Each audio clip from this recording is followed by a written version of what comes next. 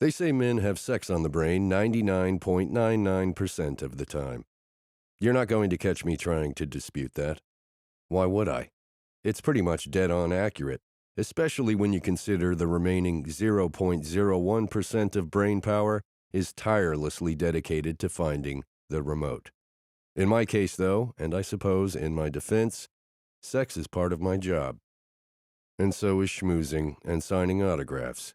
Ergo, here I am at An Open Book, a cool bookstore on the Upper West Side. When this signing shindig started a few hours ago, a long line of fans snaked out the door. The event my network set up is almost over, so the line is winding down. The crowd has been 55 to 45 in favor of the fairer sex, which is absolutely nothing I'm going to complain about, especially since my fans were pretty much all dudes several years ago. Some still are. Like this guy. My favorite episode is based on that one, a squeaky-voiced, messy-haired, awkward teenager says, as he points to a panel that features Mr. Orgasm rescuing a dozen busty beauties from a remote island where they'd been deprived of sex for far too long. The upshot? Only a cartoonish caped crusader could replenish their depleted stores of pleasure, which had dwindled to terrifyingly low levels. I shudder at the thought of what those women must have gone through before the hero arrived to save the day.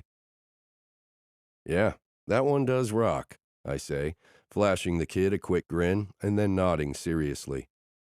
Mr. Orgasm did a great service for the ladies, didn't he?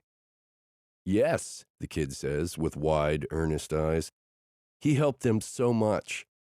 It's weird, because he's probably 16, and there's a part of me that thinks, why the fuck are you watching my raunchy TV show? But on the other hand, I get it.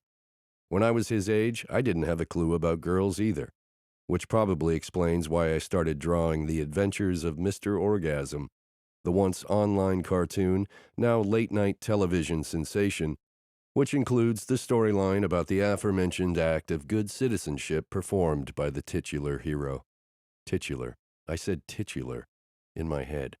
Anyway, that had definitely been a popular episode, and one of the reasons my network packaged up some of my old strips into this graphic novel by yours truly, Nick Hammer.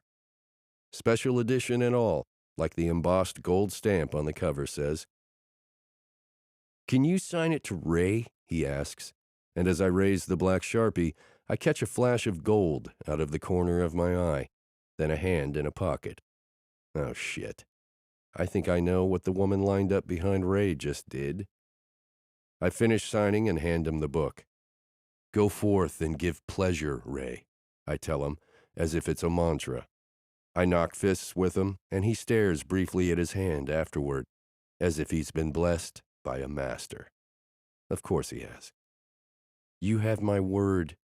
I want to be a pleasure purveyor, Ray says solemnly as he clutches the book to his chest, reciting one of Mr. Orgasm's famous lines.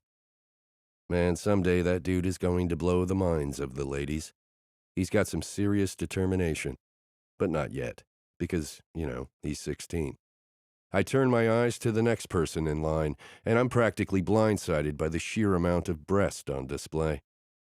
It's pretty much enough to activate a full-on man trance, that glazed eye, struck stupid look that only tits can induce in a guy. I'm not immune to it because tits. They are one of my favorite playgrounds. But I've had some serious training in combating the condition. Part of my job is interacting with the public, and I can't just walk around slack-jawed staring at chests. This woman is going to put my skills to the test, though. She's wearing a scoop-neck white t-shirt.